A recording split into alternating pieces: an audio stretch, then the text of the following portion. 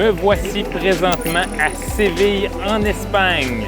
Si vous avez 2 jours devant vous, un week-end, je vais vous montrer 3 incontournables à faire absolument dans cette magnifique ville remplie de culture, d'architecture et d'histoire. Suivez-moi, on va embarquer dans une aventure extraordinaire. Ciao!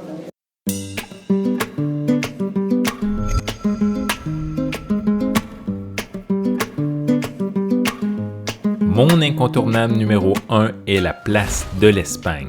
Située en plein cœur du centre historique de la ville, cette immense place en forme de demi-cercle représente l'Espagne accueillant à bras ouverts ses anciennes colonies. Construite pour l'exposition ibéro-américaine de 1929, elle est le projet le plus important et le plus coûteux entrepris à l'époque. La place est magnifique et bordée de bancs de céramique peintes représentant toutes les provinces de l'Espagne. Vu sa beauté remarquable, cette place est fréquemment utilisée pour des tournages et documentaires tels que Star Wars, pour ne nommer que celle-là. Et puis on est présentement juste à côté d'un tournage avec Brad Pitt, qui est juste là. Brad, il est juste caché là-bas, puis il nous demande de nous passer. En fait, c'est pas vrai. Mais il fume quelque chose.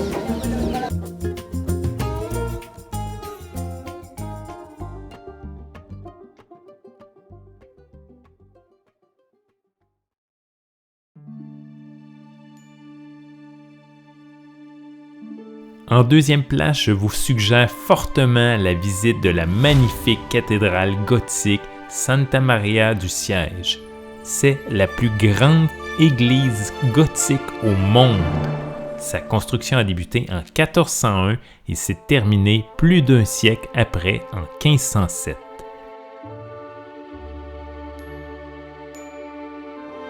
La cathédrale a été construite sur une ancienne mosquée et le clocher de la cathédrale, qu'on nomme la Giralda, est la plus impressionnante partie de cette cathédrale.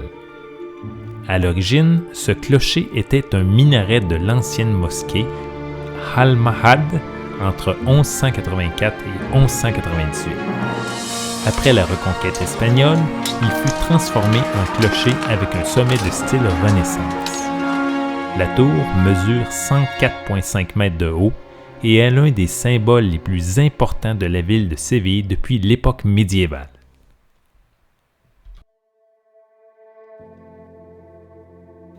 Inscrite au patrimoine de l'UNESCO, ce monument renferme des trésors impressionnants, comme la tour clocher, la chapelle remplie d'œuvres d'art, des peintures, des sculptures, des vitraux, des pièces d'orfèvrerie délicats et le fameux tombeau de Christophe Colomb.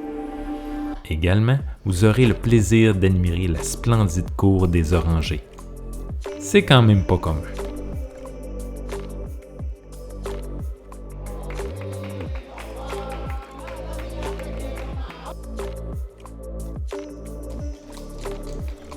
En troisième position, vous apprécierez vous balader dans le quartier Encarnación Regina pour admirer le Métropole Parasol, une structure de bois très particulière qui ne passe pas inaperçue.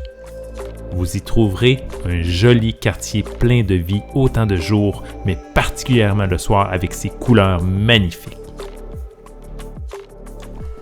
Si vous avez aimé la vidéo, n'oubliez pas de liker, partager, un gros pouce en l'air, ça me ferait super plaisir et on se revoit pour une prochaine destination. Ciao!